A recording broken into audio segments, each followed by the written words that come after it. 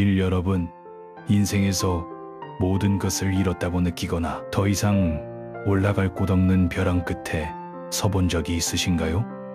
오늘은 약 2100년 전 절망의 밑바닥에서 인류의 보물인 사기를 빚어낸 사마천의 이야기를 통해 우리 삶을 지탱하는 진정한 힘에 대해 깊이 있게 나누어 보려 합니다. 서기 전 99년 한나라의 사관이었던 사마천은 흉노족에게 투항한 이릉 장군을 홀로 변호하다가 무서운 군주 한무제의 분노를 사게 되었고, 당시 지식인들에게 목숨보다 소중했던 명예를 단 한순간에 박탈당하며 대역죄인의 신분으로 전락하고 맙니다. 황제는 그에게 사형을 선고하거나 거액의 벌금을 내라고 명했지만 가난한 관리였던 사마천에게는 그 돈이 없었기에 당시 사회적 관습에 따라 선비답게 자결하여 명예를 지키는 것이 당연한 상식으로 통용되던 시대였습니다. 하지만 사마천은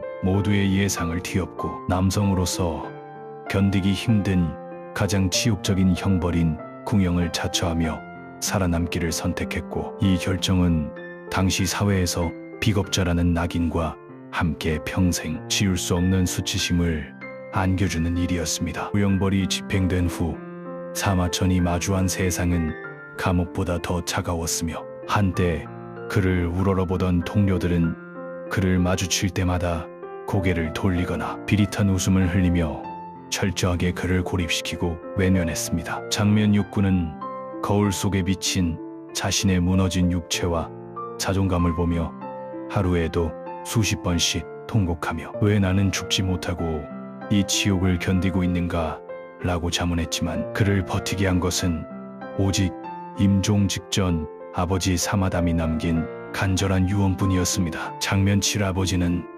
천하에 흩어진 기록들을 모아 하나의 위대한 역사서로 완성하라는 말을 남겼고, 사마천은 자신이 지금 죽는다면 그 진실들이 모두 한 줌의 먼지가 되어 사라질 것이라는 사실에 목숨보다 무거운 사명감을 느꼈습니다. 장면 8, 사마천은 스스로에게 다짐하기를, 나를 비웃는 자들아 마음껏 비웃어라. 나는 너희가 감히 상상도 못할 기록으로 너희의 이름을 역사의 심판대에 세우고 진정한 승리가 무엇인지 증명하겠다며 굳은 결의를 다졌습니다. 장면 9, 그렇게 시작된 지필기간은 무려 20년이라는 긴 세월이었으며, 사마천은 어둡고 습한 서재에서 오직 등잔불 하나의 의지에 세상과의 소통을 끊고 오직 대나무 조각인 죽간 위에 한자 한자 진실을 새겨넣는 고독한 싸움을 이어갔습니다. 장면 10, 당시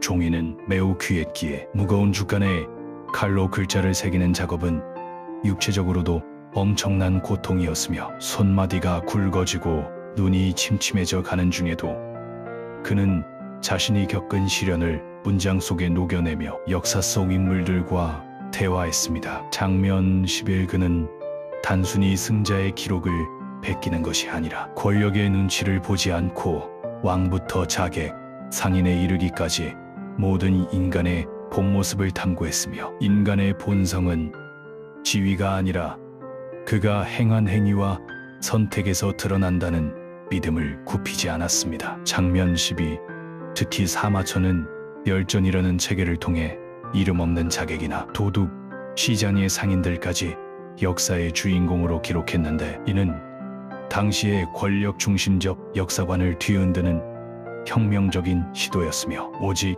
진실만을 남기겠다는 그의 철학이 반영된 결과였습니다. 장면 13, 지필 도중 그는 때로 붓을 던지고 울분을 토하기도 했으며, 자신을 짓밟은 한무제의 통치 스타일을 비판적으로 기록할 때는 다시 한번 목숨을 거는 위험을 감수해야 했지만, 진실은 권력보다 강하다는 사실을 증명하기 위해 멈추지 않았습니다. 장면 14, 20년의 세월이 흐르는 동안 자신을 처벌했던 이들과 비웃던 동료들이 하나둘 세상을 떠날 때도 그는 묵묵히 자리를 지켰고, 마침내 총 130권 52만 6,500자에 달하는 방대한 역사서 사기를 완성하며 동양 역사의 체계를 세웠습니다. 장면 15책을 완성한 후 사마천은 이제는 죽어도 여한이 없다고 말했으며 그의 육체는 비록 상처 입고 무너졌을지언정 그의 영혼은 그가 남긴 글자들 속에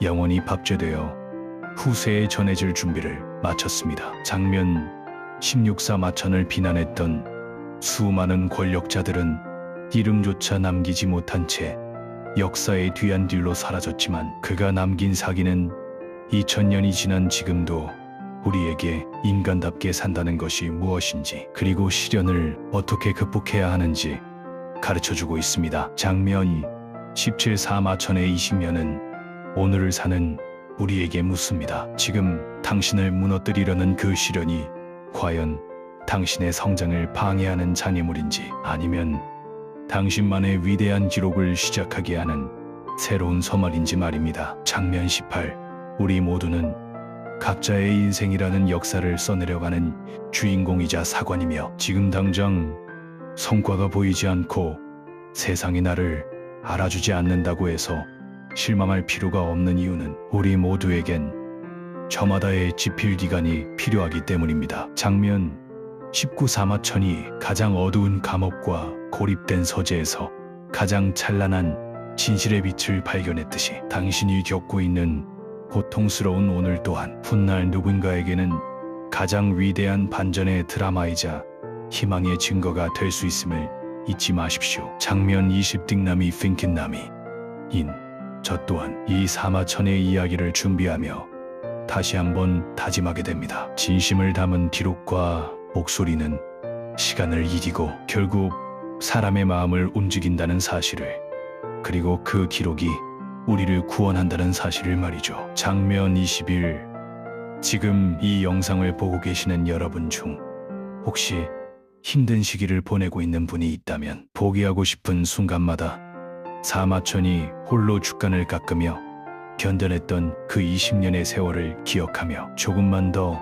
힘을 내보시길 바랍니다. 장면 22 시련은 결코 당신을 무너뜨리기 위해 온 것이 아니라 당신을 더 깊고 단단하게 만들기 위해 찾아온 불청객 같은 손님일 뿐이며 그 시간을 견디고 나면 당신은 이전보다 훨씬 더 찬란한 빛을 내는 존재가 되어 있을 것입니다. 사이딜 장면 23 오늘 하루도 자신의 자리에서 묵묵히 최선을 다해 자신의 역사를 써내려간 여러분이 정말 자랑스럽고 당신이 써내려간 오늘의 페이지들이 모여 훗날 전설 같은 이야기가 될 것임을 저는 믿어 의심치 않습니다. 사이딜 장면 24 영상이 여러분의 마음에 작은 위로와 동기부여가 되었다면 구독과 좋아요로 함께 해주시고 여러분의 따뜻한 응원은 제가 더 깊이 있는 역사의 진실과 인생의 해답을 찾는 여정에 큰 힘이 됩니다.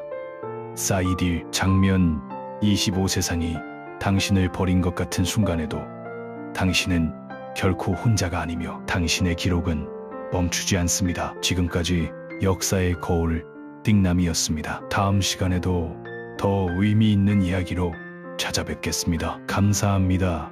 사이딜